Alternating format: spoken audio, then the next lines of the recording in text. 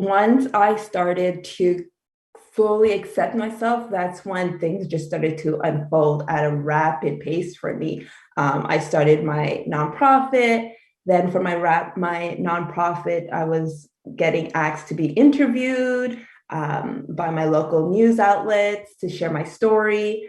And then on Facebook, a modeling agency had messaged me asking me if I could, they're looking for a specific type of model, vitiligo model, and they want to know if I wanted to apply. So I had nothing to lose. I was like, yeah, sure, why not? I applied, and it ended up being for Dermablend Pro. And then they're like, we actually would love to sign you onto our agency. And at the time, I'm like, really, me? I think I was, how old was I? I was like 25. And I was like, I'm probably a little too old to be a model, but let me try it out. And I did. And, it's been flourishing since. I've done shoots for Arden. I've done shoots for Allure magazine. And just so many amazing opportunities had arise from that. And that's literally from me just being myself, which is the best part of it all. So you're still modeling? So I stopped. Unfortunately, my father got sick in 2020, and I had stopped then just because I was more focused on his health. And unfortunately, he passed away in October. I'm sorry. Yeah, thank you. And I'm still contemplating if it's something that I want to do, just because I'm starting a speaking agency as well and a coaching program, and that's where my passion lies. So if the opportunity arises for me to model, I'll do it, but it doesn't outweigh the work that I want to do with speaking and coaching. What would have happened if 18-year-old, 19-year-old Aiesha, 23-year-old, when you were really struggling with vitiligo and hiding from it, shutting yourself away, would have walked into New York and seen that billboard? What would that have been like? Oh man, everything's about representation and being able to see. Are you talking about seeing myself personally? Yeah, seeing yourself. Yeah. Oh, myself. Okay. I would have never thought, I would have been like, who is this girl? Because this girl that's being displayed is somebody with confidence, and that is somebody I never recognized before. This is somebody that loves herself, and I don't know who that is at 18, 19 years old.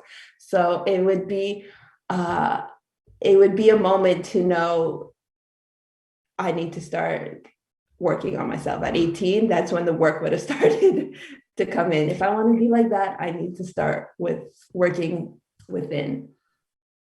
And the representation that you mentioned, yes. Had you seen that billboard as you were struggling, perhaps it would have been less of a struggle. Oh my goodness, yes. Because at the time that I was diagnosed, there was no Winnie Harlow. She wasn't the fashion model that she is today. And I think, because I was looking for that, I would Google, people with vitiligo, and everybody that I found was people that, it was sad stories, like people that have been in Africa, shunned from their family, shunned from their community, and people just trying to hide it. So seeing that, I think I wouldn't have endured as much pain as I did growing up. And now you're on this path to help other people. And it isn't just about vitiligo. That's one piece of it, but it's also this concept of rising up. And you've created a framework and coaching and those types of things. What is your ultimate goal as you sit here today? My ultimate goal is to show people their worth, and knowing and showing them that it lies within, that they already have what it takes to rise above adversity. They just have to dig deep and make the decision to choose to rise above their own adversity. And I want to be there to help them along their way and to show them how powerful and meaningful their story is, and how much of an impact their own story can have on someone else's life. Your story is so fantastic. And I also love that you point it back to something your brother said to you. And I think it just speaks so poignantly to the importance of speaking truth to other people and being there for them. And whether it's strangers or family members, but words as represented by your story can have so much power. Someone saying you're a monster, painful, deeply painful, a stranger, to your brother saying, hey, vitiligo is going nowhere. You get to decide how to deal with this. And that being the spark that ignited this passion that is going to help so many other people. So I think that's something else that really can be taken away from your story and your experience is, how do we all use our words for other people? And how do we all show up for other people? Because everybody's got some struggle going on, and our words matter so much. Yeah, no, absolutely. I mean, I can't think of it now. Wait. But there's, oh my goodness, I use this quote all the time. What is happening to me right now?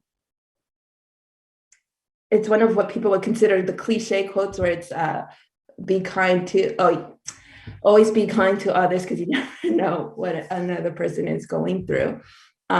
This is something that I live by. And, I think if we all take the moment to recognize that everybody is going through their own struggles, then that alone can make us think twice about, saying something that would have a negative effect on somebody else, because you could be one word, one sentence away of triggering somebody else in a negative way. So for me, before any, I like to think there's no statistics on this or research behind this, but I feel a lot of people that have been through challenges and have worked on themselves to overcome it are the empathetic ones that know to take the time and to be very careful with their words. So for anybody that's out there, just treat people the way how you would want to be treated. And as cliche as it might sound, I think that's the difference in, having somebody have the one decision away from someone having a good day or a bad day.